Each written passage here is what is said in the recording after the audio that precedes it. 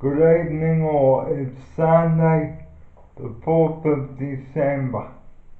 Barry here with you on a very sticky Sunday night.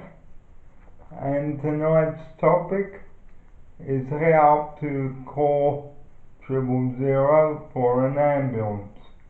And here with his report on that.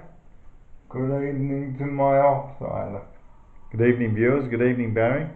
Yeah, it's a good time to remind people about the 000 numbers, especially with the holidays coming up, and there's a lot more accidents. Okay, well, we talked about not ringing 000, but now it is time to encourage you and your kids to call 000 and to teach your kids how to call 000. Here's my offsider. Yes, Barry, it's always good to remember the number in an emergency. And when should you ring the number? Only in an emergency. Yes, if it looks like someone's seriously injured, or having a heart attack, or car accident, or chest pain. Hmm. And always ring 000 if in doubt. Best to be safe than sorry. Okay, well, how to call for an ambulance. First, you ring 000 and a voice will say you have dialed emergency 000. Which service do you require? Police, fire, or ambulance? If you require police, say police. Then the voice will say connecting police. If you require a fire brigade, say fire. And if you require an ambulance, say ambulance. So, once you have said ambulance, you will be connected to a control center, which is like a big room where trained staff sit on computers and take your details. You then will be asked a series of questions like what's the exact address of the emergency? What state or town are you calling from? What's the phone number you are calling from? The next question the operator will ask, what's the problem? Tell me exactly what has happened. Here's my offsider now. That's right, Barry, so it's good to give accurate details of what's happened and what the emergency is and where the nearest cross street is. And give your phone number as well, because the ambulance may want to call you back to obtain further information from you. And the next thing the operator will ask is the person breathing or not breathing. That's very important. If you are calling an ambulance from home at night, always have a front light on so that the officers know that there's someone at the address that the ambulance has been sent to. Here is my offsider now. Yep, it's important to have your address right and have the problem correct, and it'll save a lot of time when the paramedics get here.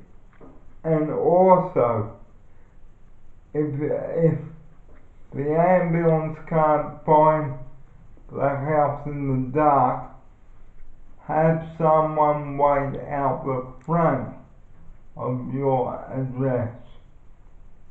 If you are calling an ambulance from a shopping centre, you must alert centre management that you need an ambulance called immediately, because somebody may have had a heart attack while shopping and collapsed on the floor and trouble breathing and chest pain. When the ambulance arrives at the shopping centre, you must ensure that all stairways and lifts are clear so that the ambulance officers have access to the patient.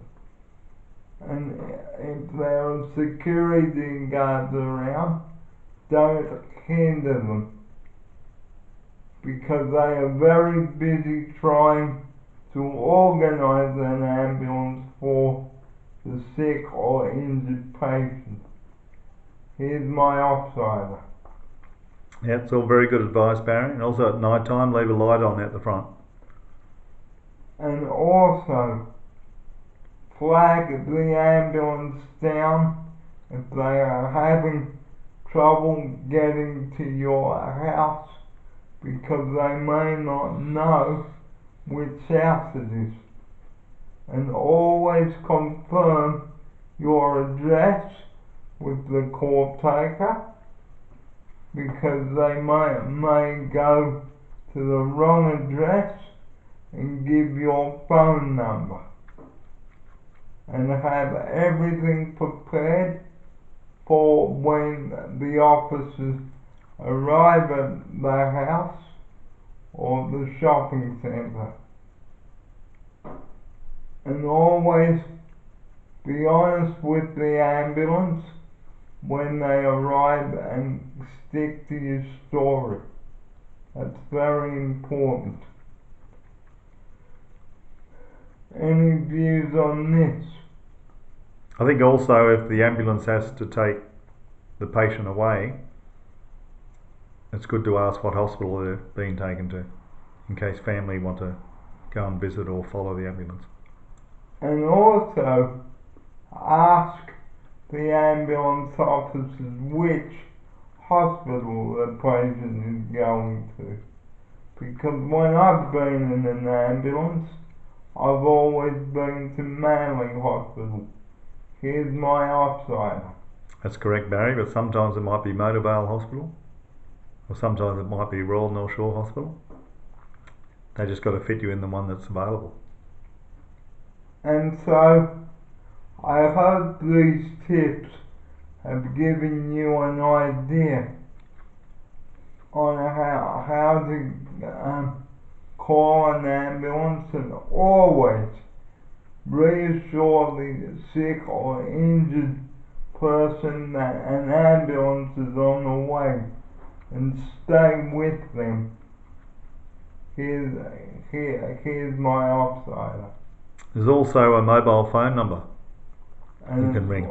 And it's 112 for mobiles as well, if you are in a remote area of New South Wales. Sometimes if the ambulance are having trouble locating you in the bush, or if you are in a rural area, that's very important.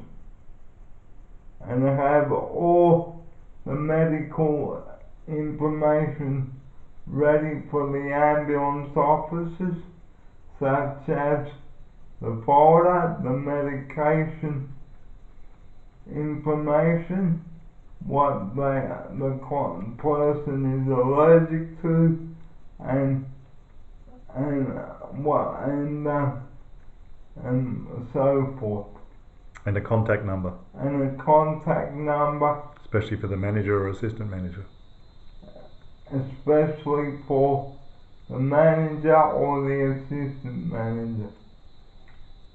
And the staff member always has to go with the clients at a hospital, whether they are verbal or non-verbal. And that is where I must leave the program tonight. I leave you with this rule. Ambulances are not to be used as taxis. They are there for emergencies only, and making the wrong call could cost someone their life. Here's my offsider. It's good advice, Barry. That's why they should only be used in emergencies, because if somebody's taking up all the ambulance's time, there might be another real emergency that's more urgent. So please think before clearly and don't use an ambulance as a taxi. Good night, everyone. Have a pleasant rest of Sunday night, and thank you for watching. Good night. Good night, Barry. Good night, viewers, and have a happy and safe week. And have a happy and safe Christmas for those that are travelling or flying away, and we'll see you next year on the new program. Good night and God bless.